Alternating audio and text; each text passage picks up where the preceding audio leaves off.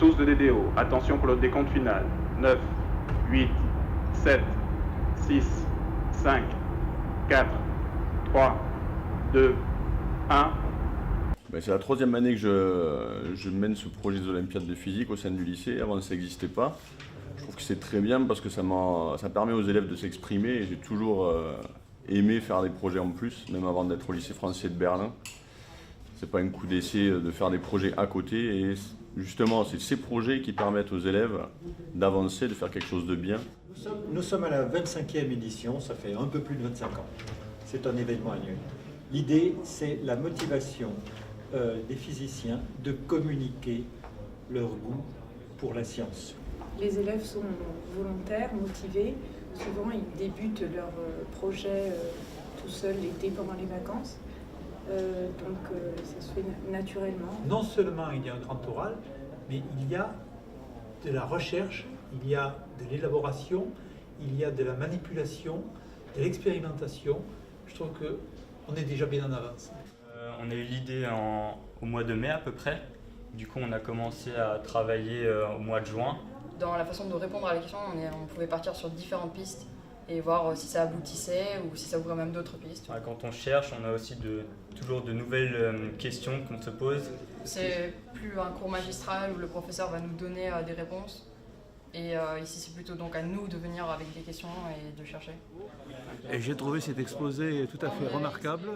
Ils ont étudié beaucoup de facteurs qui influencent sur la viscosité. J'ai des jeunes gens derrière moi là, qui sont très à l'aise à l'oral, qui ont exprimé clairement tous les processus de leur réflexion, avec clarté, avec brio. Je suis très content de leur prestation. Comme ils disent, c'est la première fois qu'ils ont un vrai jury. C'était chouette de parler avec le jury, vraiment, ils ont posé des questions intéressantes qui peuvent également nous mener maintenant à se poser d'autres questions. En fait, on pourrait toujours continuer à chercher. Nous avons rencontré des scientifiques tout le long du projet parce que nous sommes affiliés au CNRS et à l'INSA.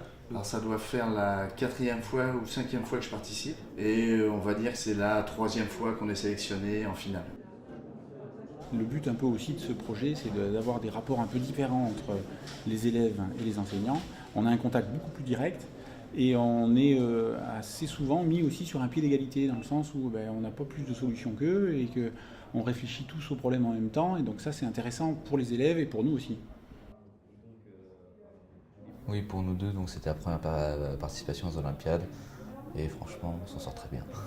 Dès que c'est les questions, c'est tout de suite, on est naturel, en fait, on a juste à répondre, c'est plus un exposé, c'est juste un dialogue, donc là-dessus, c'était super. Je m'appelle Zoé Durieux. Moi, je m'appelle Arthur Pecker, donc nous venons tous les deux du lycée Colbert à Tourcoing. Le passage à l'oral, c'est très dur au début. C'est toujours un peu intimidant de passer devant des gens qu'on ne connaît pas. Et un si grand public. Et un si grand public, oui. Ce qui nous a plu, c'est le côté, on va dire, un peu ludique de ce qu'on fait. Mettre en lévitation, ça a toujours été un rêve d'enfant, ça fait un peu magique.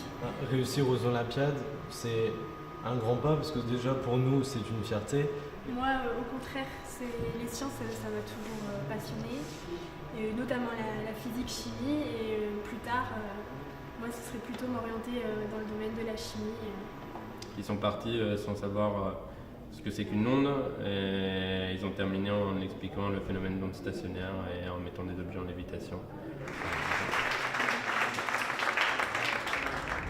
4, 3, 2, 1, top.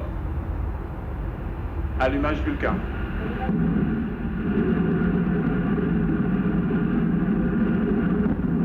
Allumage des UAV, décollage.